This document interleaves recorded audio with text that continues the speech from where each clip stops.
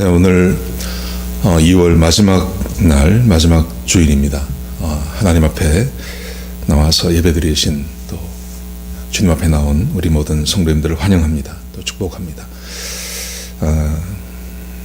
오늘도 비록 우리가 집에 혼자 또 개인적으로 예배를 드리지만 우리의 예배를 하나님께서 받으실 줄로 믿습니다. 그래서 한번 주님 앞에 내가 온전한 예배를 드리는 그런 훈련을 하는 그런 시간들이 되었으면 좋겠습니다. 우리 마음을 다해서 또 뜻을 다해서 하나님께 예배 드리는 그런 귀한 시간이 되기를 소원합니다. 우리 같이 한번 묵도하심으로 오늘 예배 시작하도록 하겠습니다. 묵도하시겠습니다.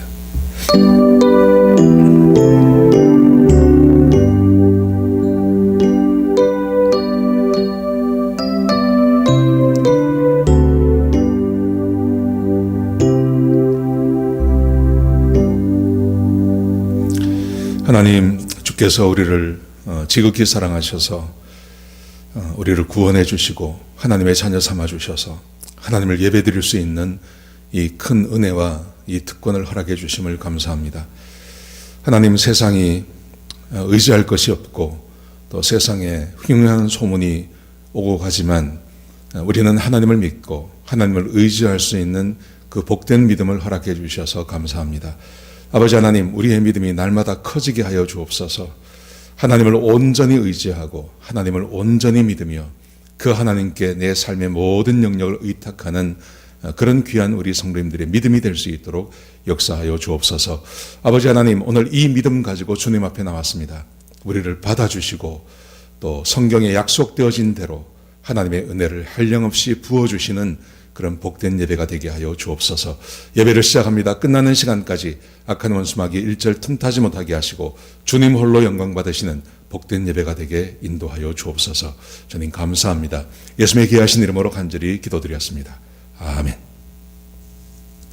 우리 찬송가 28장 같이 하시겠습니다.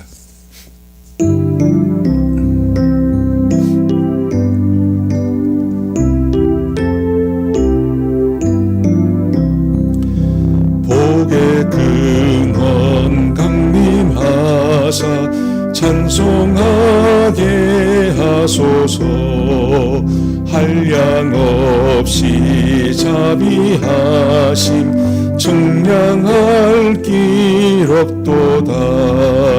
천사들의 찬송가를 내게 가르치소서. 구속하신 그 사랑을 항상 찬송합니다. 주의 크신 도움 받아 이때까지 왔으니 이와 같이 전국에도 이르기를 바라네. 하나님의 품을 떠나 죄에 빠진 우리를 예수 구원하시려고 보혈 흘려 주셨네. 주의 귀한 은혜 받고 일생 빚진 자 되네. 주의 은혜 사슬 대사 나를 주께 매소서. 우리 마음은 연약하여 범죄하기 쉬우니 하나님이 받으시고 전국인을 지소서. 아멘. 교독문 46번입니다. 요한복음 14장 말씀을 우리 교독하시겠습니다. 제가 한 절 읽고 여러분들이 한 절 읽고 해서 우리 천천히 같이 교독하시겠습니다. 너희는 마음에 근심하지 말라. 하나님을 믿으니 또 나를 믿으라. 내 아버지 집에 거할 곳이 많도다. 그렇지 않으면 너희에게 일렀으리라. 내가 너희를 위하여 처소를 예비하라고 하노니 가서 너희를 위하여 처소를 예비하면 내가 다시 와서 너희를 내게로 영접하여 나 있는 곳에 너희도 있게 하리라. 내가 가는 곳에 그 길을 너희가 알리라. 도마가 가로되 주여 어디로 가시는지 우리가 알지 못하거늘 그 길을 어찌 알겠사옵나이까. 예수께서 가라사대 내가 곧 길이요 진리요 생명이니 나로 말미암지 않고는 아버지께로 올 자가 없느니라. 아멘. 공동기도 제목으로 기도하는 시간 갖도록 하겠습니다. 소리 내어서 기도하시기 바랍니다. 기도하시겠습니다. 홍석화 집사의 암을 치료해 주십시오. 배국준 집사의 뇌졸중을 치료해 주십시오. 언어가 회복되고 오른쪽 팔다리에 힘이 생겨나도록 해 주십시오. 과간나 집사의 허리를 치료해 주십시오. 고나다 집사가 다시 걷도록 해 주십시오. 최영승 형제의 어머니 암을 치료해 주십시오. 오기선 어린이가 회복이 잘 되게 해 주십시오. 강흥봉 장로의 임파선 암을 치료해 주십시오. 김경수 집사의 당뇨를 치료해 주십시오. 우한 폐렴으로부터 우리를 지켜주십시오. 예수님의 이름으로 기도합니다. 아멘. 우리 남병아 집사님 나오셔서 기도 인도해 주시겠습니다. 거룩하시고 자비로우신 하나님 아버지, 주의 이름을 찬양합니다. 오늘도 예배하는 자를 찾으시고 받으시는 전능하신 하나님을 향한 영과 진리의 온전한 마음으로 예배하게 하시니 감사합니다. 설하시고 거룩하심 앞에 담대히 나아갈 수 있는 믿음과 자유함으로 은혜의 자리가 되게 하시옵소서. 우리의 연약함과 부족함, 사랑했던 모든 것 주께 내려놓게 하옵소서. 세상의 염려와 유혹과 욕심을 붙잡고 살아가지 않게 하시고 주인 되신 주님께 나의 삶을 맡기며 더 큰 믿음으로 살도록 함께해 주시옵소서. 하나님께서 지으신 모든 것이 선함에 감사함으로 받으면 버릴 것이 없나니 하나님의 말씀과 참 기도로 거룩하여짐이라. 절망과 참 두려운 혼돈의 세상에서 선하신 하나님의 질서를 믿고 감사함으로 평화를 유지하며 말씀과 기도로 거룩한 곳에 머물며 살아가는 지혜 허락해 주시옵소서. 주님께서 빛으로 세상에 오셨습니다. 지금도 변치 않는 역사하심을 믿습니다. 지금 세상은 어둡습니다. 전염병이 돌아다니고 도둑과 이념, 거짓과 우상의 무질서 속에 주님의 빛이 필요합니다. 나는 빛으로 세상에 왔나니 무릇 나를 믿는 자로 어두움에 거하지 않게 하려 함이라고 말씀하셨습니다. 빛 대신 주님만 바라보며 살아갈 수밖에 없습니다. 도와주시고 소망 가운데 믿음으로 살도록 인도해 주시옵소서. 함께 모여 예배하며 성도의 교제의 시간이 곧 오길 기도합니다. 각 가정마다 간절함으로 기도하는 제목들을 위해 부르짖는 기도 소리 응답해 주시옵소서. 우리가 알지 못하는 크고 비밀한 일을 보리라고 약속한 말씀 의지하며 간구할 때 평강에 평강으로 인도해 주시옵소서. 육신의 연약함 속에 있는 성도들 주님 붙잡고 나아가는 간절함 속에 그 고통 가운데서도 우리 주님께서 함께하고 계신다는 그 믿음으로 위로받게 하고 하시고 힘주셔서 치유의 회복의 귀한 역사 있게 하옵소서. 특별히 이러한 그 팬데믹 상황 속에서 부모를 잃고 남편을 부인을 잃은 슬픔 속에 있는 성도들에게 하나님의 위로하심으로 천국의 소망 가운데 평안을 허락해 주시옵소서. 우한 바이러스로 인한 이렇게 제한된 삶에서 답답함으로 살아갑니다. 하지만 이럴 때 더욱 하나님의 뜻과 인도하시는 주님 바라보며 약할 때 강함 되시는 주님께 나아가게 하옵소서. 나의 모든 것 되신 주님을 고백하는 기쁨이 있게 하옵소서. 오늘도 말씀을 통해서 은혜 주시는 이 시간 목사님의 간절한 준비된 말씀이 우리 각자의 영혼과 삶을 변화시켜 주시고 신령한 지혜와 총명의 하나님의 뜻을 아는 것으로 자라가는 신앙의 열매가 있게 하옵소서. 오늘 예배가 은혜의 충만으로 하나님께 영광이 되시길 우리 주 예수 그리스도의 귀하신 이름 의지하여 기도하옵나이다. 아멘. 네, 교회 소식 말씀드리겠습니다. 주일 예배, 수요 예배, 새벽 예배 많이 동참해 주셔서 감사합니다. 3월도 아마 계속 온라인으로 예배를 드려야 될 것 같습니다. 제 생각에는 학교가 문을 열면 아마도 교회도 문을 열 수 있을 것 같습니다. 계속해서 기도해 주시기 바랍니다. 온라인 헌금 많이 해주셔서 감사합니다. 힘들고 어려우실 텐데 정성을 다해서 또 뜻을 다해서 헌금해 주셔서 감사합니다. 헌금자 명단 2월 14일부터 20일까지 교회에 도착한 헌금입니다. 확인해 보시고 혹시 착오가 있으시면 교회로 연락 주시기 바랍니다. 세금 보고 확인서 계속 발행하고 있습니다. 필요하신 분들 교회로 연락 주시기 바랍니다. 이종훈 집사님, 이유정 집사님 가정에서 지난주에 교회 카페에 페인트 봉사해 주셨습니다. 아주 힘든 일인데 우리 이종훈 집사님, 이유정 집사님 가정에서 이렇게 봉사해 주셨습니다. 감사드립니다. 우리 다른 광고 말씀 없으시면 우리 하나님 말씀 같이 보시겠습니다. 사무엘하 17장입니다. 전체를 다 봐야 하는데요. 우리가 함께 읽을 부분은 1절에서 4절까지만 같이 읽도록 하겠습니다. 1절에서 4절까지 말씀입니다. 제가 한 절 읽고 여러분들이 한 절 읽고 해서 우리 교독하시겠습니다. 아히도벨이 또 압살롬에게 이르되 이제 내가 사람 12,000명을 택하게 하소서.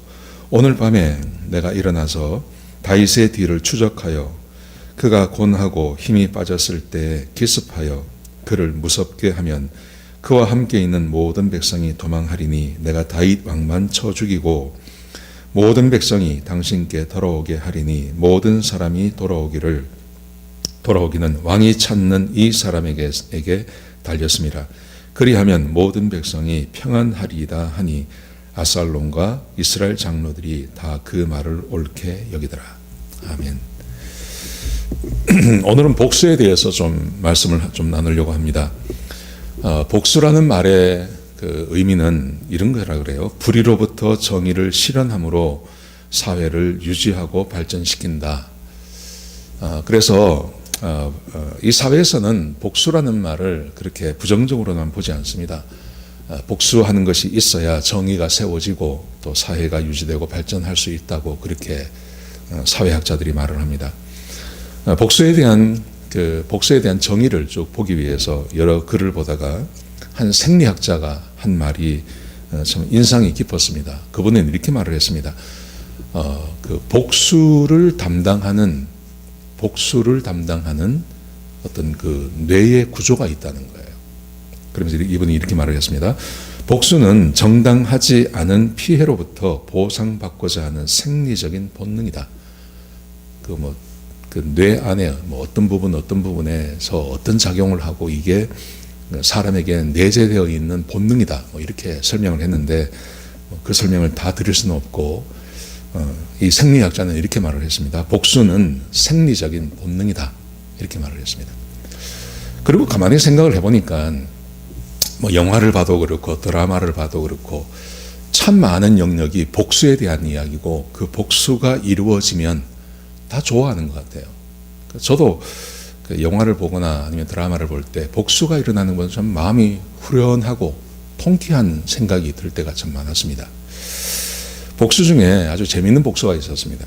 1930년에 아르헨티나에서 부동산으로 아주 거부가 된 미국인 여자가 있었습니다. 미혼 여성이었는데 백만장자가 되었습니다. 이 여인의 이름이 코리나 카바나였습니다. 이 여인이 그 아르헨티나에서 살면서 이렇게 부동산으로부로 굉장히 돈을 많이 모았고 백만장자가 되었는데 그때 아르헨티나의 재계의 거물의 아들을 사랑하게 되었습니다. 그 남자의 이름이 메르세데스 앙코레나라고 하는 가문의 그 아들이었습니다. 이 여인이 이 아들을 사랑해서 결혼하기를 원했는데, 근데 이 앙코레나 가문은 이 아르헨티나의 재계의 아주 거물 집안이었습니다. 그러니까 그때만 하더라도 귀족 같은 게 있는 거죠. 근데 이 미국 여인은 그냥 돈만 많이 번 평민에 불과했고 자기들은 재계의 귀족이라고 생각했기 때문에 가문 전체에서 이 결혼을 하지 못하게 막았습니다. 그러니까 결혼을 하지 못하게 된 겁니다. 결혼을 하지 못하니까 이 여인이 복수를 했습니다.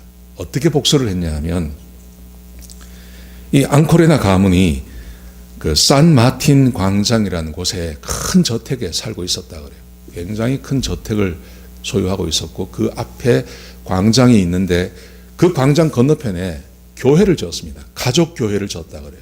워낙 뭐 이 아르헨티나의 이 유력한 집안이니까 교회를 지어도 그 자기 이름으로 가족 교회를 지은 겁니다. 그러니까 가족 교회를 딱 지어놓고 보면 이 집안에서 저택에서 그 가족 교회가 보이는 겁니다. 딱 지었는데 1936년에 이 코리나 카바나라고 하는 이 여인이 무슨 짓을 했냐면 그 교회 앞 땅을 산 겁니다. 교회 앞에 땅을 사가지고 건물을 지었는데 33층짜리 건물을 지었습니다.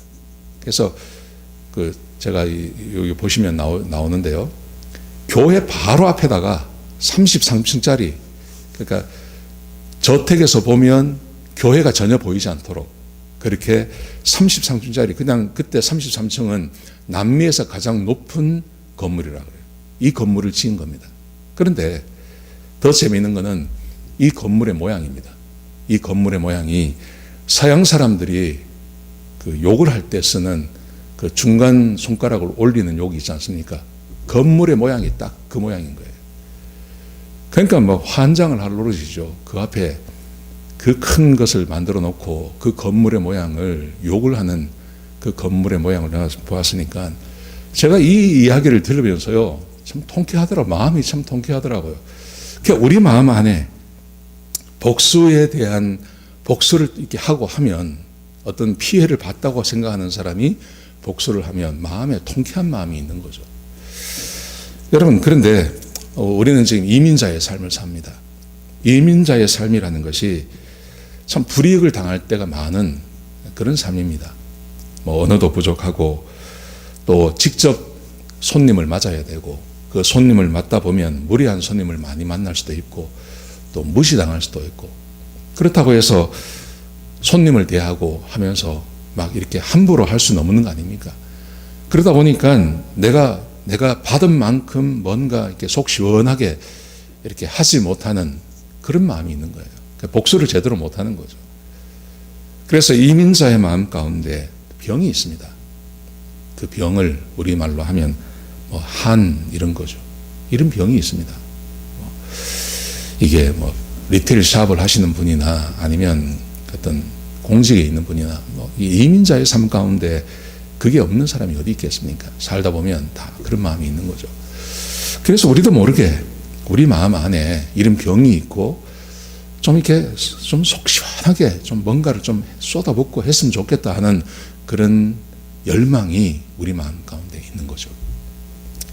여러분 그런데 말입니다. 진짜 복수를 하면 마음이 시원할까요? 복수를 하지 않으면 마음이 찝찝하고 왠지 이렇게 좀 마음이 좀 눌리는 것 같고 이렇고 복수를 하면 막 기분이 좋고 막 날아갈 것 같고 정말 그럴까 하는 겁니다.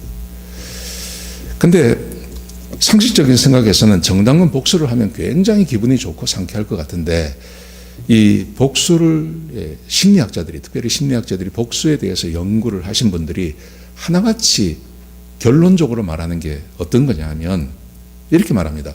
복수를 하는 사람보다 복수하지 않은 사람이 훨씬 마음이 행복하다는 거예요. 복수를 한 사람들이 마음이 더 나쁘다는 겁니다. 왜 그러냐 하면 이유를 설명했습니다. 왜냐하면 복수를 하는 사람들은 어떤 상황에 대해서 복수를 하기 위해서는요 반드시 생각을 해야 된답니다. 근데 반복적으로 생각을 해야 된다는 거예요. 근데 단순히 이제 좀 뭐 어떤 일을 당했을 때는 그냥 생각하다가 이제 말아버리는 경우가 많죠. 아이 뭐 어쩌겠어 하고 그냥 말아버리는 게 맞는데 그 말아버릴 때 에이 그냥 내가 생각을 접어야지 하고 말아버릴 때 그 좀 상쾌하지 않은 마음 이 마음보다는 자기가 당한 상황도 생각하고 그 사람이 얼마나 나쁜 사람인지도 생각하고 복수를 하기 위해서는 계속 생각을 해야 된다는 거예요. 계속 생각을 하다 보면 정작 복수를 하고 났는데도 그 계속 생각한 것 때문에 사실은 그 사람의 삶을 훨씬 피폐하게 만든다는 거예요. 이게 복수에 대한 정의라는 거죠. 그래서 복수를 하는 것보다는 복수하지 않는 사람이 훨씬 행복하고, 또 복수를 한 그 이후에 우리 생각에서는 굉장히 상쾌하게 그렇게 살 것 같은데 전혀 그렇지 않다는 것입니다. 그런데 우리는 이런 그 심리학자들의 말뿐만이 아니라 실제로 성경에서 하나님께서 우리에게 주시는 교훈이 있습니다. 복수에 대한 교훈입니다. 그것은 어떤 거냐 하면 이겁니다. 복수는 결국은 나를 죄를 짓게 만드는 겁니다. 복수는 나를 결국은 죄를 짓게 만드는 것이고, 그 죄를 짓게 만드는 것이 나를 범죄자로 만들고, 그게 결코 내 삶에 도움이 되지 않는다. 그래서 복수라는 것은요, 극단적으로 이야기하면 또 다른 형태의 자살이라는 거예요. 복수는 자살입니다. 내가 어떤 복수를 하겠다, 내가 보복을 하겠다, 내가 갚아주겠다라는 마음을 먹는 그 순간, 그게 사실은 상대를 죽이는 게 아니라 나를 죽이는, 자살하는 다른 형태라는 것이 성경의 교훈이라는 것입니다. 오늘은 압살롬이 오늘 본문의 주인공입니다. 그동안 다윗이 계속 주인공으로 오다가 오늘 이 사무엘하 17장에서는 압살롬이 주인공입니다. 근데 압살롬은 압살롬의 삶 전체가 복수로 꽉 차 있는 사람입니다. 복수의 아이콘 같은 사람입니다. 이 사람에게는 복수를 해야 할 충분한 이유가 있었습니다. 자기에게 하나밖에 없는 여동생이 자기 형에게, 이 형제에게 강간을 당합니다. 강간을 당했는데 강간당하고 버림을 받습니다. 그런데 더 화가 나는 것은 아버지가, 충분히 능력을 가지고 있는 이 아버지가 아무런 조치를 취하지 않습니다. 그래서 이 압살롬이 화가 났죠. 화가 나서 반정을 무려 11년, 12년 동안 준비해서 반정을 일으켰습니다. 반정을 일으켰는데 이 반정이 성공을 했습니다. 그래서 다윗이 그 위대한 왕 다윗이 예루살렘에서 도망을 갔습니다. 이제 그 다윗만 죽이면 이 반정이 성공을 하고, 그리고 완벽하게 복수도 성공하는 것입니다. 이제 다윗을 죽이기만 하면 됩니다. 근데 다윗을 죽이는 것도 그렇게 어렵지가 않습니다. 오늘 함께 읽은 이 본문의 말씀에 보시면 압살롬이 아히도벨에게 지시한 게 아니라 아히도벨이 다윗도 잘 알고 있고, 다윗의 부하들도 잘 알고 있고, 그 나라 전체를 잘 알고 있는 이 책사였던 아히도벨이 이 압살롬에게 한 가지 제안을 합니다. 그 제안이 오늘 함께 읽은 이 본문의 말씀입니다. 아주 간단한 제안을 합니다. 이렇게 말합니다. 나에게 군사 12,000명만 달라. 그러면 내가 지금 가서, 오늘 밤에 내가 다윗에게 가서, 지금 다윗이 피곤하고 함께 갔던 사람들이 도망가느라고 지금 피곤할 텐데 내가 덮쳐가지고 다윗만 죽이겠습니다. 그리고 그와 함께 갔던 그 백성들은 내가 데리고 오겠습니다. 그 다윗만 죽이면 나머지 백성들은 다 당신의 부하가 될 수 있습니다. 내가 그렇게 하겠습니다. 이게 아주 좋은 계획입니다. 진짜 17장 21절, 22절, 23절을 쭉 읽어보면 다윗이 또 함께 도망갔던 사람들이 너무 피곤해서 요단강 앞에까지 왔는데 요단강을 못 건너갑니다. 요단강을 못 건너가고 거기서 피곤해서 자고 있었어요. 진짜 덮치기만 하면 다윗을 죽일 수 있습니다. 아주 좋은 계획이었습니다.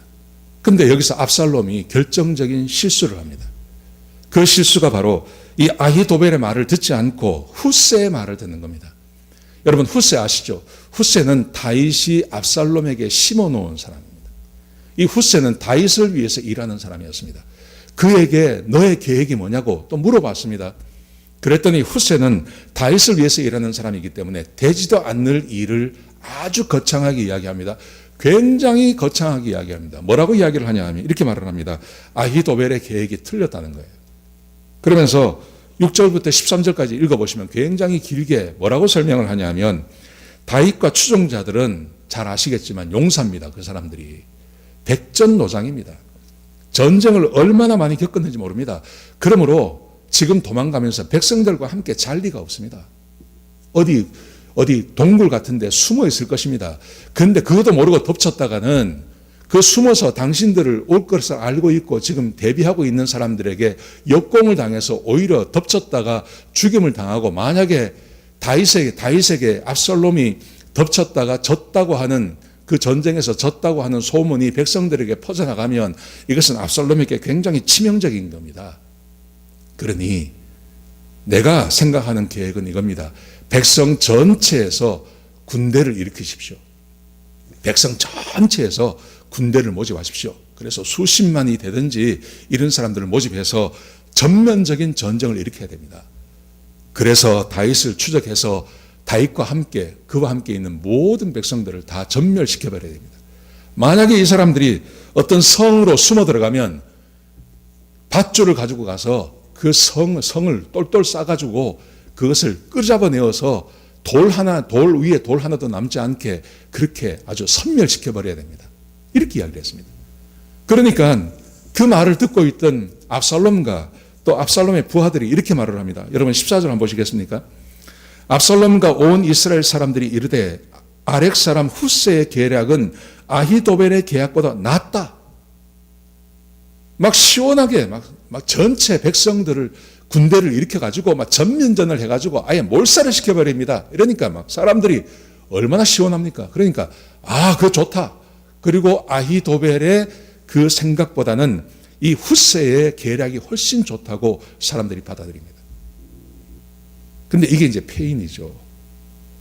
사람들이 이것을 선택하는 걸 보고 여기 23절에 보시면요, 아히도벨이 집으로 가버려요. 낙항해버려요. 그리고 거기서 집을 정리하고 거기서 자살을 해버립니다. 졌다는 거 알고 있었다는 거죠. 근데 왜 압살롬이, 그리고 그곳에 있는 백성들이 이 후세의 이 계획을 선택하는 걸까요? 거기에 비밀이 있습니다. 자, 보십시오. 23절 하반절에 보시면, 14절 하반절에 보시면 이렇게 되어 있습니다. 이는 왜 사람들과 압살롬이 후세의 계획을 선택했냐 하면, 이는 여호와께서 압살롬에게 화를 내리라 하사, 하나님께서 압살롬에게 화를 내리시기로 결정하셨다는 것입니다. 그리고 이렇게 말씀하십니다. 아히도벨의 좋은 계획을 물리치라고 명령하셨음이니라. 하나님께서 압살롬과 그리고 그와 함께 있었던 사람들에게 하나님께서 명령을 하시는 겁니다. 하나님께서 명령을 하시니 압살롬도 그리고 그와 함께 있었던 이스라엘 백성들도 아히도벨보다는 후세가 훨씬 계략이 좋다고 그렇게 선택을 했다는 거죠. 여러분, 하나님께서 여기서 주목해서 봐야 할 것은 이것입니다. 압살롬에게 화를 내기로 결정하셨다는 겁니다. 여러분 잘 아시겠지만 지금 압살롬은 하나님의 도구로 쓰임받고 있는 겁니다. 다윗이 범죄하고 죄를 지어서 하나님의 징계 가운데 있는데 그 징계를 받는 것의 도구로 압살롬을 쓰고 있는 겁니다. 그런데 하나님께서 이 압살롬을 더 이상 도구로 쓰지 않기로 결정하시고 그를 제거하기로 결정하셨어요. 왜 그랬을까요? 왜 하나님께서 압살롬에게 화를 내기로 결정하셨을까요? 여러분, 하나님께서 다윗에게 징계를 내리십니다.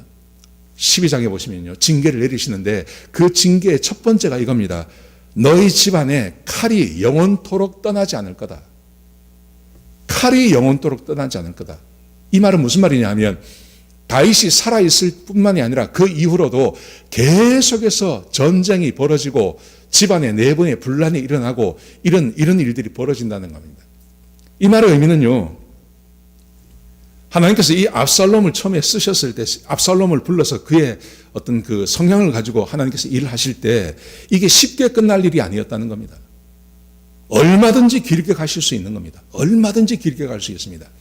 얼마든지 길게 갈 수 있고 압살롬이 왕이 될 수도 있고요, 왕의 자리에 올라갔다가 내려올 수도 있는 겁니다. 근데 반정에 성공한 다음에 그날 하루 만에 끝나버립니다. 이게 하루 만에 하나님께서 이 압살롬을 제거하시기로 결정하십니다. 왜 그랬을까요? 이유는 두 가지라고 생각합니다. 첫 번째는 다윗이 철저하게 회개합니다. 다윗이 철저하게 합니다. 모독을 받고 그가 얼마나 아주 그 처절한 복수를 당합니까? 그럼에도 불구하고 그는 하나님 앞에 사람 의지하지 않고 하나님 의지합니다. 그리고 모독을 들음에도 불구하고 그는 하나님께서 하시는 일이라고 그 모든 것을 다 받습니다. 철저한 다윗의 회개입니다. 첫 번째는 그렇죠. 근데 두 번째가 있습니다. 그 두 번째는 아주 결정적인 것인데 이게 압살롬의 범죄입니다. 압살롬이 죄를 짓는 겁니다. 압살롬이 정당한 방법으로 하지 않습니다. 압살롬이 그가 처음에 복수를 하겠다고 시작한 그 다음부터 계속해서 죄를 짓습니다. 아주 심각한 죄를 짓습니다. 그 죄악이 압살롬으로 하여금 하나님께서 더 이상 쓸 수 없는 사람이 되게 하시는 것입니다. 여러분, 압살롬의 인생을 한번 생각해 보십시오. 자기 동생이 이 암논에게 강간당하고 버림받죠. 그래서 막 방성대곡하지 않습니까? 옷을 다 찢어버리고 막 하지 않습니까? 죄를 뒤집어 쓰고요. 그러니까 이 압살롬이 오빠의 입장에서 얼마나 가슴이 무너집니까? 얼마나 가슴이 무너졌으면 참으라 그러죠. 조금만 기다려라. 내가 반드시 복수한다. 딱 그렇게 이야기를 합니다. 뭐 그럴 수 있습니다. 그럴 수 있습니다. 그런데 그 이후로 압살롬이 행하는 행위를 보면 이것은 하나님께서 그를 쓰실 수 없도록 죄와 죄의 연속으로 이어지고 있었다는 것입니다. 보복을 계획합니다. 얼마든지 그럴 수 있습니다. 근데 보복의 대상을 보시면요, 이 압살롬이 좀 이상해요. 보복의 대상은 누구였냐 하면 암논이면 충분합니다. 암논이 했잖아요. 근데 보복의 대상이 늘어납니다. 어디로 늘어나냐면 자기 아버지까지 끼워 넣습니다. 실제로 자기 아버지를 죽이려고 했습니다. 여러분, 복수하고 보복하는 것이 위험한 게 어떤 거냐 하면 심리학자들이 이렇게 말을 합니다. 보복이라는 것은 반드시 내가 당한 객관적인 피해가 있다는 거예요. 내가 당한 객관적인 피해가 있습니다. 근데 이 객관적인 피해만 있는 게 아니라 거기에 플러스 내 감정적인 피해까지 함께 들어가는 겁니다. 그래서 보복을 할 때는요, 눈에는 눈, 이에는 이가 안 되는 거예요. 구약 성경에 하나님께서 눈에는 눈, 이에는 이라고 말씀하십니다. 왜 그렇게 말씀하시냐 하면 어떤 피해를 입은 사람은 자기가 객관적으로 피해만 입은 것을 가지고 갚으면 마음이 시원하지가 않아요. 거기에 자기가 감정적인 피해의 폭까지 더 덧붙여서 그래야 자기가 보상을 받는다고 생각한다는 거죠. 대부분의 사람이 그렇다는 것입니다. 그래서 여기서 보면 실질적으로 피해를 입힌 사람이 암논이었습니다. 아버지가 물론 그렇게 했습니다. 근데 그렇다고 해서 아버지를 죽일 일까지는 아니라는 거예요. 아버지를 죽일 것까지는 아니지 않습니까? 근데 우리가 13장, 14장을 읽어보면 암논을 죽일 때 그 자리에 자기 아버지를 초청합니다. 자기 아버지를 초청을 했는데 다윗이 오지 않습니다. 그러자 암논만 죽이는 겁니다. 그리고 그때부터 3년 동안 자기 친가가 있는 쪽으로 도망을 갑니다. 자기 어머니의 나라로 도망을 갑니다. 그리고 3년 만에 돌아옵니다. 3년 만에 돌아와서 2년 동안 가택 연금을 당합니다. 집에서 나오지 못합니다. 아버지 얼굴을 보지 못합니다. 그리고 계속해서 계획을 짭니다. 그리고 가택 연금에서 풀어주지 않습니까? 4년 동안 아버지를 죽이기 위해서 이 재판을 다 엉터리로 해버립니다. 그리고 사람들의 마음을 다 끌어모으지 않습니까? 그리고 반정을 일으킵니다. 반정을 일으킨 다음에 첫 번째 한 일이 아히도벨을 통해서 아버지의 부인들과 함께 간음하는 것입니다. 간음해버립니다. 아버지가 가장 아파하는 일을 해버리는 겁니다. 그리고 스스로 왕이 되는 겁니다. 여러분, 이 당시만 하더라도 이게 2대째 왕입니다.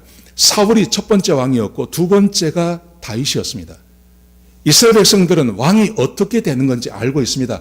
하나님께서 지정하시고 하나님께서 세우신 사람이 왕이 된다는 것을 이스라엘 백성들 전체가 알고 있습니다. 그런데 이 압살롬이 스스로 왕이 되어버립니다. 무슨 말이냐면 하나님에 대해서도 반감을 가지고 있는 겁니다. 왜 이렇게 되었냐 하면 복수하기 위해서요. 복수를 생각하고 복수를 진행하다 보니까 이게 점점 넓어지는 겁니다. 암논만 죽이면 됩니다. 암논만 처벌받게 하면 됩니다. 그런데 아버지도 거기에 끼워 넣습니다. 아버지를 끼워 넣으니까 나라 전체가 자기 거야 된다고 생각하는 거죠. 그래서 스스로 왕이 되려고 합니다. 스스로 왕이 되려고 하니까 반정을 일으켜야 되죠. 그리고 아버지에게 치명타를 주기 위해서 그는 아버지의 부인들과 함께 동침하는, 하나님께서 계획해 놓으신 거지만 그 일의 주역이 되어서 일하는 것이 바로 이 압살롬이 그 일을 하고 있는 겁니다. 여러분, 그러므로 말입니다. 압살롬의 복수 안에는요, 숱한 죄가 있습니다. 압살롬이 복수만 자기가 받은 것만큼 대갚아 준 게 아니라 거기에는 어마어마한 죄들이 거기에 나열되어져 있습니다. 우리가 이미 다 알고 있는 내용입니다. 살인했지 않습니까? 암논을요. 거기다가 아버지에 대해서는 살인 미수입니다. 아버지를 살인 미수했습니다. 죽이려고 하다가 못 죽인 겁니다. 거기서 그치지 않고 스스로 왕이 되려고 하지 않습니까? 이것은 하나님에 대한 원망도 거기에 포함되어져 있는 것입니다. 그리고 재판을 4년 동안 거짓말로 해버립니다. 모든 나라 안에 있었던 그 재판들을 다 엉터리로 해버립니다. 그리고 사람들의 마음을 빼앗습니다. 그리고 사람들의 마음을 빼앗은 다음에 백성들에게 거짓말을 합니다. 거짓 여론을 계속 흘려내 보내는 것입니다. 그리고 아버지의 여인들과 근친상간하는, 간음하는 죄를 짓는 것입니다. 여러분, 생각해 보십시오. 지금 다윗이 이런 일을 당하는 이유가 간음하고 살인한 겁니다. 간음하고 살인한 겁니다. 간음도 의도치 않았던 거 아닙니까? 거기다가 살인도 의도하지 않고 살인하지 않으려고 하다가 이게 끝까지 안 되니까 어쩔 수 없이 살인하지 않습니까? 그런데 이 두 가지 일 때문에 하나님께 얼마나 통렬한 지금 그 징계를 받고 있습니까? 다윗이 지금 그렇게 범죄한 것 때문에 하나님 앞에 징계를 받고 있는 겁니다. 다윗은 자기가 죄를 지은 것을 알았습니다. 자기가 죄 지은 것을 알았고 그래서 하나님 앞에 회개했습니다. 회개함에도 불구하고 하나님께서도 그 징계를 거두지 아니하시고 그에게 징계를 허락하시는 것입니다. 그런데 압살롬 보십시오. 압살롬은 다윗과는 비교가 되지 않는 죄를 짓습니다. 자기가 직접 죽여버리지 않습니까? 직접 죽이고 아버지를 죽이려고 하고 아버지의 여인들과 간음하고, 그러니까 이 압살롬의 이런 죄악이 결코 자기의 계획을 성공하지 못하게 만드는 겁니다. 결코 성공하지 못합니다. 자기가 당한 것보다 수배에 더 많은 죄를 지었기 때문에 자기가 계획했던 이 계획이 하나님 안에서 절대 성공하지 못하는 것입니다. 여러분, 이게 복수의 맹점입니다. 이게 복수가 우리에게 주는 아주 힘들고 어려운 일입니다. 복수는요, 내가 어떤 일을 당했을 때 난 피해자에 불과합니다. 그런데 내가 복수를 하면 그때부터 내가 범죄자가 되는 겁니다. 그리고 그 죄에 대한 대가를 내가 치러야 됩니다. 하나님께서 범죄하고 죄 지은 사람을 축복하실 리가 없는 거죠. 그래서 복수는 자살이라고 이야기하는 거죠. 성경에 많은 믿음의 사람들이 있습니다. 여러분, 그 사람들을 가만히 보십시오. 복수한 사람이 있는지 보십시오. 없습니다. 대표적인 사람이 다윗입니다. 여러분, 다윗이 사울에게 얼마나 많은 일을 당했습니까? 다윗은 사울에게 잘못한 게 없습니다. 나라를 위해서, 왕을 위해서, 하나님 나라를 위해서 싸운 것밖에 없습니다. 최선을 다해서 싸웠습니다. 하나님의 영이 그와 함께 하셨기 때문에 그가 얼마나 나은 일을 했습니까? 그런데 사울이 다윗을 괴롭힙니다. 첫 번째, 약속을 지키지 않습니다. 골리앗을 죽이면 자기 큰딸을 주겠다고 그랬습니다. 그런데 약속 안 지킵니다. 주겠다고 하는 큰딸을 다른 데 시집 보내버립니다. 얼마나 섭섭했을까요? 그런데 다윗은 한마디도 하지 않습니다. 거기다가 귀신이 들려오니까요. 귀신이 들리니까 그 귀신 들린 왕을 위로하기 위해서 그 앞에서 수금을 치지 않습니까? 근데 그 수금 치는 다윗을 죽이기 위해서 그에게 2번이나 창을 던져버립니다. 피하지 않았으면 거기서 죽었을 것입니다. 그럼에도 불구하고 다윗은 사울을 떠나지 않습니다. 최선을 다해서 그는 전쟁에 나가서 정리에 승리하고 나라를 위해서 일하지 않습니까? 여러분, 그런데 다윗이 결국은 사울에 의해서 도망을 갑니다. 도저히 있을 수 없어서 그 땅을 벗어나서 도망을 갑니다. 근데 도망가는 이 다윗을 도와준 제사장들이 있었는데 그 제사장 전체 가족까지 해서 제사장만 70명을 사울이 다 죽여버립니다. 이 소문이 이스라엘에 퍼져나가니까 누구도 다윗을 도우려고 하는 자가 없었습니다. 그래서 이 땅에 있을 수가 없어서 다른 나라로 도망갑니다. 다른 나라로 도망가서 자기의 생명을 유지하기 위해서 미친 척을 하고 그렇게 살아가지 않습니까? 어쩌다가 한번 자기 나라에 들어오면요. 그 정보가 금방 사울에게 들어갑니다. 그래서 수천 명의 군사를 데리고 다윗을 죽이겠다고 찾아오지 않습니까?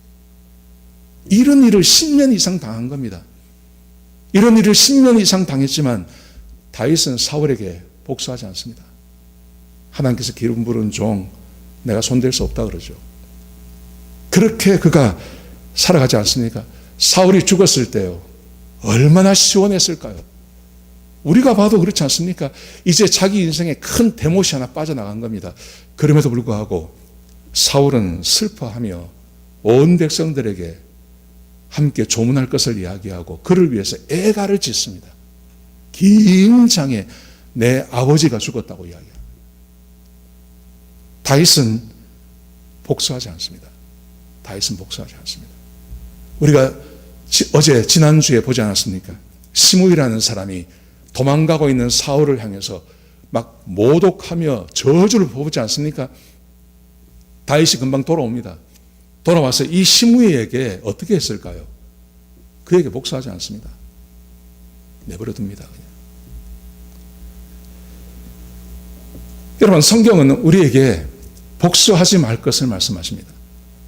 복수하지 말라고 우리에게 명령하셨습니다. 이렇게 말씀하십니다.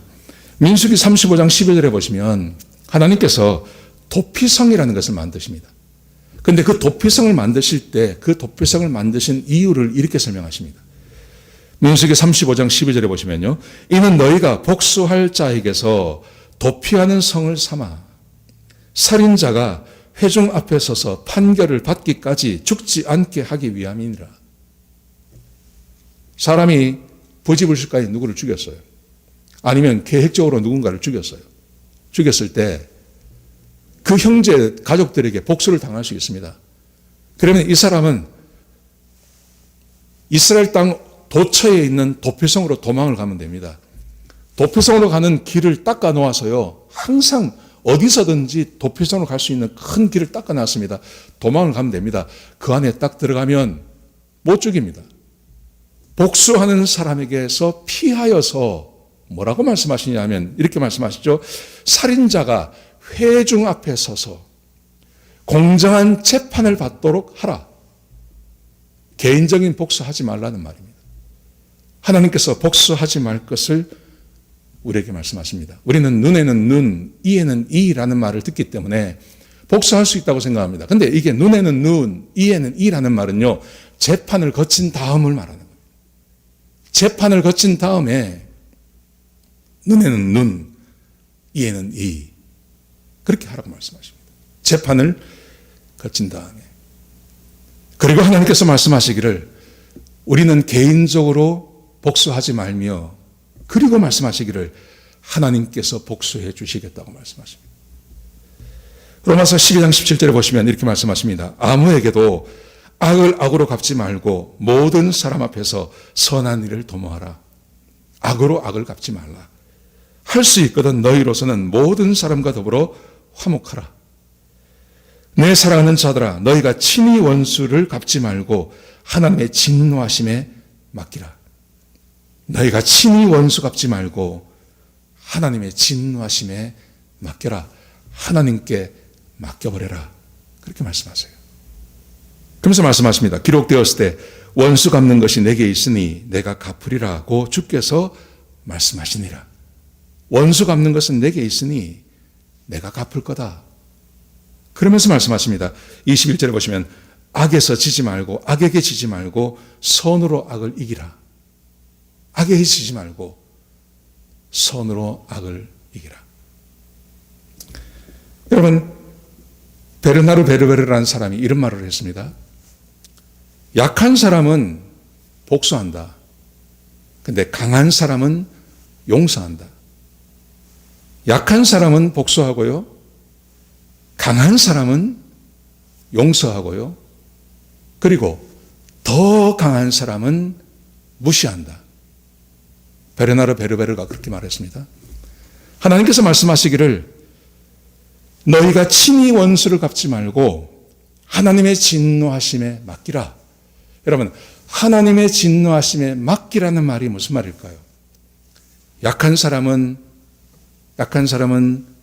복수하고 강한 사람은 용서하고 더 강한 사람은 무시한다 이랬거든요. 여러분, 강한 사람은 용서한다 그랬습니다. 근데 용서라는 게 어떤 의미를 갖는 거냐면 사람은 완전하지가 못합니다. 그리고 사람은 죄성이 있습니다. 완전한 용서라는 것이 있을까요? 없습니다. 내가 누군가를 용서합니다. 이게 굉장히 쉬운 말 같지만 쉽지가 않습니다. 특별히 원수, 내가 어떻게 좀 복수를 해줬으면 좋겠을 것 같은 그런 상대가 있으면 용서한다는 게 참 어렵습니다. 늘 떠오르기 마련입니다. 떠오르면 복수하고 싶고 이를 갈게 되어 있습니다. 그게 원래 사람입니다. 그런데 하나님께서 뭐라고 말씀하시냐면 너희가 친히 원수 갚지 말고 하나님의 진노하심에 맡기라. 하나님의 진노하심에 맡기라 라는 말을 베르나르 베르베르가 말한 것처럼 더 강한 자는 무시한다. 그 무시한다는 말이 하나님께 맡긴다는 말 아닐까 하는 생각을 해요. 하나님께 맡기는 거예요. 내가 용서를 하면요. 내가 용서를 하려고 그러면 내 안에서 소화가 돼야 돼요. 내 안에서 소화가 돼야 돼요. 그리고 그것을 내가 받아들일 수 있어야 돼요. 이 과정이 얼마나 힘든지 모릅니다. 여러분, 그런데 무시한다는 말을 그 인격을 모독한다 이런 말이 아니고요. 무시한다는 말은 내 것으로 생각하지 않는다는 거죠. 맡겨버리는 거죠. 하나님께 맡기는 겁니다. 내가 용서하는 게 아닙니다. 이게 용서하는 거와 좀 다른 겁니다. 내 안에서 해결해주고 그냥 끝내는 게 아니라 내가 도저히 용서할 수 없는 것. 작은 문제는 다 끝낼 수 있습니다. 근데 이거 복수해야 되겠다. 이거 그대로 있으면 안 되겠다 하는 문제를 만났을 때 그것을 하나님께 맡기는 것. 하나님께 맡겨버리는 것. 그것을 베르베르는 무시한다. 이렇게 말하는 거죠. 하나님께 맡겨버리는 거예요. 하나님께서 일을 하도록 맡겨버리시는 것. 여러분, 그런 경험이 없으십니까? 살아오시면서 하나님께 맡기신 적이 없으십니까? 살아보니까 내가 복수할 수 있는 방법이 없어요. 저는 어릴 때부터 목사였으니까요. 목사의 길을 왔으니까 뚜렷하게 복수할 수 있는 방법이 없더라고요. 방법이 없더라고요. 근데 성경에 보니까 하나님께서 하나님께 맡기라 그래요. 그러니까 하나님께 맡기는 게 잊어버리는 거더라고요. 하나님께 맡기고 생각나면 하나님께 맡기고 나는 잊어버리고 그렇게 살아왔습니다. 그렇게 살아왔는데 하나님이 하시더라고요. 진짜 하나님이 하시더라고요. 하나님이 하세요. 진짜 하나님께서 일하세요. 저는 여러 번 봤습니다. 내가 안 하고 나는 축복해주고요. 나는 기도해주고요. 나는 그냥 그렇게 해주는 겁니다. 내가 그렇게 하면 하나님이 하세요. 하나님께서 하세요. 시원하게 하세요. 하나님께서. 내가 상상도 할 수 없는 방법으로 하나님께서 일하시는 것을 여러 번 봤습니다. 여러분, 내가 복수하는 것, 지금 이 사회 안에서, 이 구조 안에서 내가 복수할 수 있는 게 없습니다. 복수하는 게 거지 없습니다. 눈에는 이, 이에는 이도 안 됩니다. 누가 내 이빨 부러뜨렸다고 내가 어떻게 이빨을 부러뜨립니까? 그게 안 됩니다, 그게. 그런데 마음에 가지고 있으면 마음에 한만 쌓이는 겁니다. 마음의 심장만 상하는 겁니다. 성격만 나빠지는 겁니다. 세상을 바라보면서 계속 한탄만 하는 것입니다. 이 사회가 얼마나 나쁜 사회인지만 자꾸 이야기하는 것입니다. 여러분, 그런데 하나님께서 우리에게 말씀하시기를 하나님께 맡겨버려라. 하나님께 맡겨버려라. 하나님께 맡기고 너희는 선으로 악을 이기라. 선으로 악을 이기라. 내가 복수하려고 마음하는 그 순간 내 삶에 죄악이 가득 차게 되어 있습니다. 그 사람보다 내가 더 큰 죄를 지어야 복수할 수 있는 겁니다. 여러분, 그런데 그런 삶, 내가 더 큰 죄를 가지고 나가는 순간 하나님께서는 더 이상 나와 함께 동행하지 않으십니다. 요셉을 생각해 보십시오. 요셉이 얼마나 황당한 일을 당합니까? 지금도 그런 일은 없을 것입니다. 형제들에 의해서 죽이려고 하다가 형제들이 그를 미워해서 죽이려고 하다가 그를 노예로 팔아버렸습니다. 형제들이요. 자기 형들이요. 그렇게 살려달라고 하는데도 웃으면서요, 팔아버렸습니다. 그 안에 마음에 분노와 한이 얼마나 컸겠습니까? 그런데 나중에 수십 년이 지난 다음에 그가 형들을 만나지 않습니까? 그때 형들에게 이렇게 말을 합니다. 형들이 자기를 해할까봐 무서워서 벌벌 떨고 있을 때 형님들 걱정하지 마십시오. 하나님께서 우리에게 생명을 살리기 위해서 나를 먼저 보내신 겁니다. 형님들 걱정하지 마십시오. 그랬어요. 제가 이 말씀을 묵상하다가 그러면 도대체 요셉은 언제 형들을 용서하기로 작정했을까? 언제 하나님께서 자기를 거기에 그렇게 보내셨다고 그가 믿었을까? 언제일까요? 언제?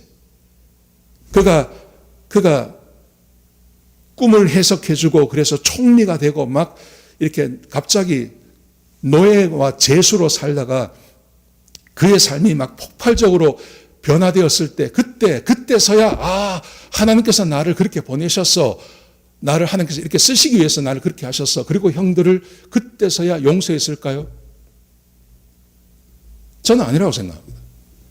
왜냐하면 하나님께서 요셉과 처음부터 함께 하셨어요.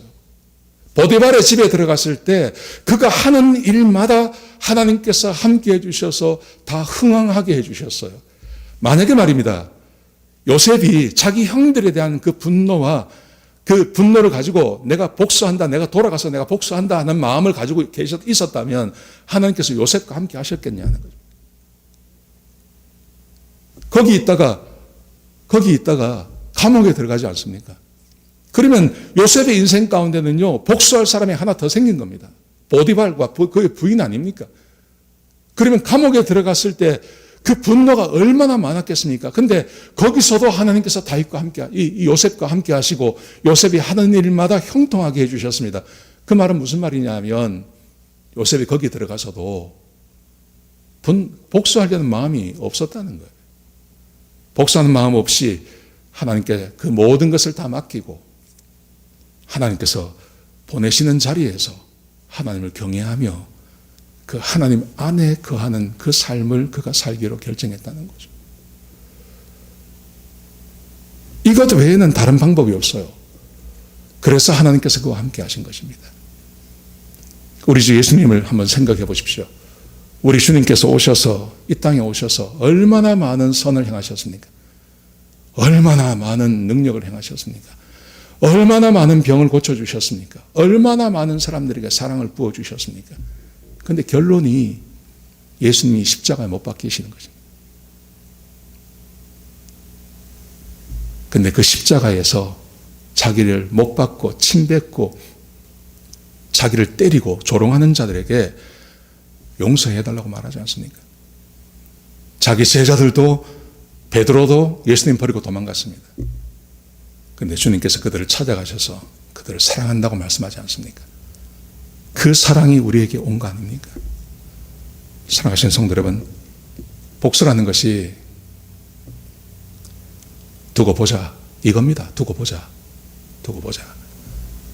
누가 나한테 실수하고 누가 나한테 잘못하고 누가 나한테 상처 주고 누가 나한테 한마디 하고 그럴 때마다 두고 보자. 너 두고 보자. 우리가 그렇게 살 수 있습니다. 이민생활처럼 이렇게 단순하고 내가 가진 능력에 비해서 내가 공부한 것에 비해서 사회적인 지위가 내가 원하는 것만큼 올라가지 않아요.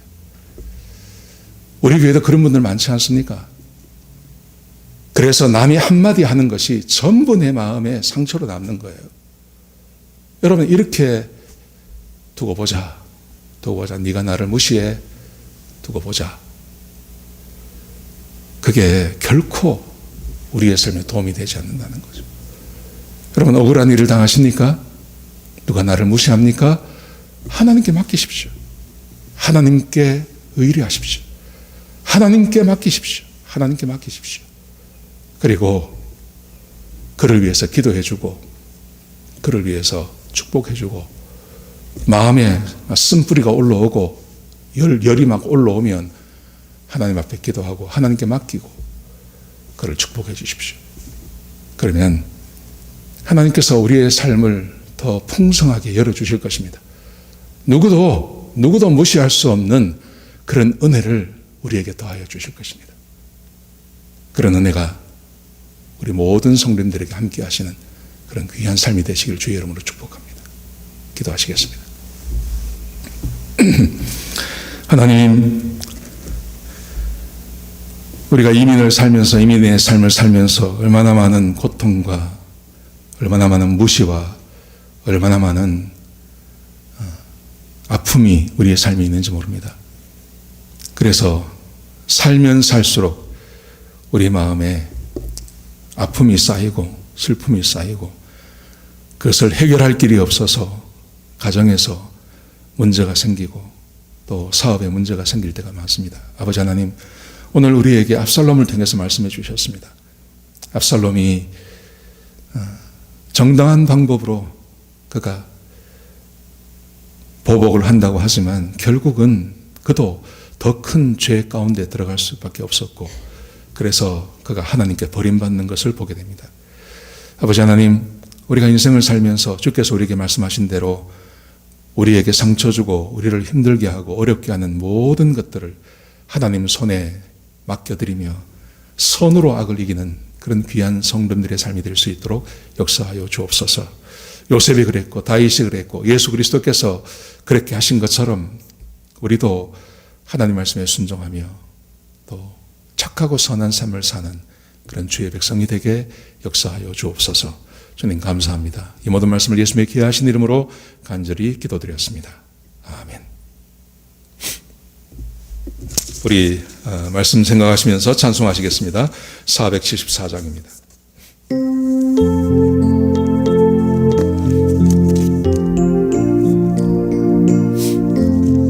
우리 간절한 마음으로 찬양하시겠습니다.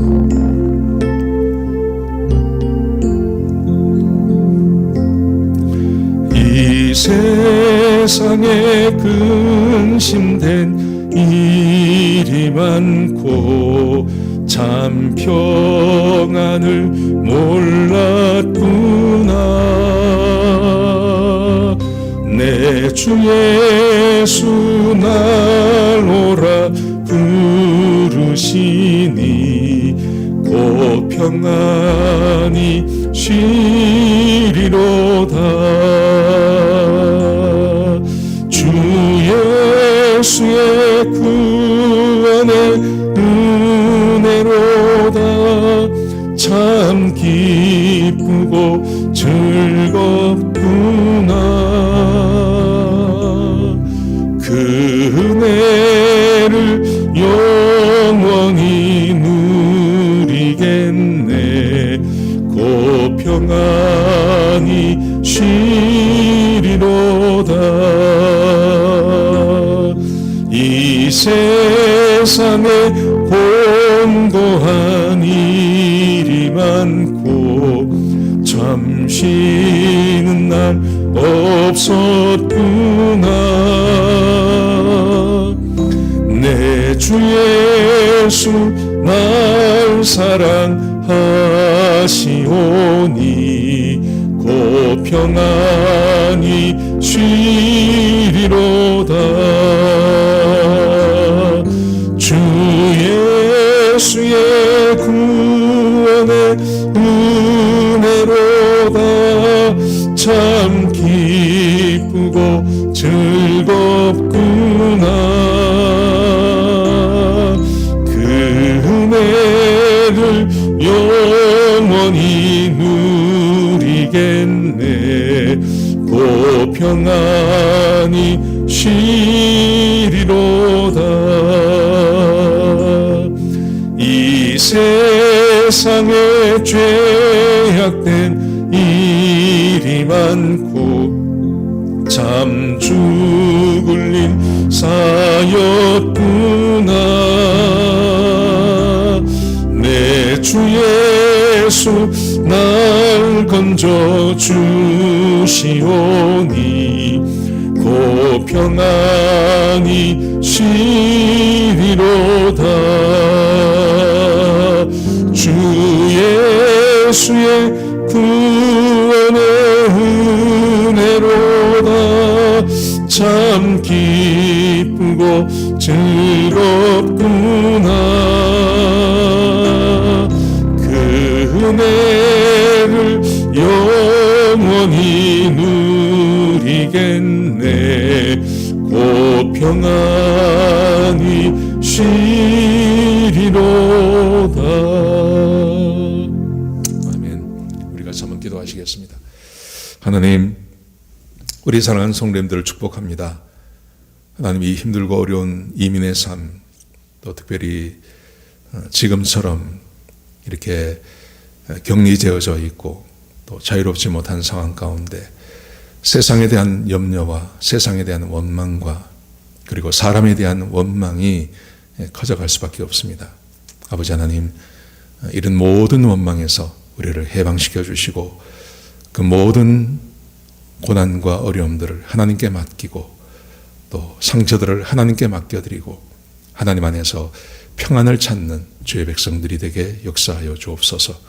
이제는 우리 주 예수 그리스도의 끝끝인 은혜와 우리 아버지 하나님의 끝끝인 사랑과 성령 하나님의 내주하시고 인도하시는 그 은혜가 오늘 말씀을 듣고 보복하기를 내려놓고 용서하며 하나님께 맡기고 살기로 다짐하는 주의 백성들 머리 위에 지금부터 영원까지 함께 하시옵기를 우리 주 예수 그리스도의 이름으로 간절히 축복하며 기도드렸습니다. 아멘.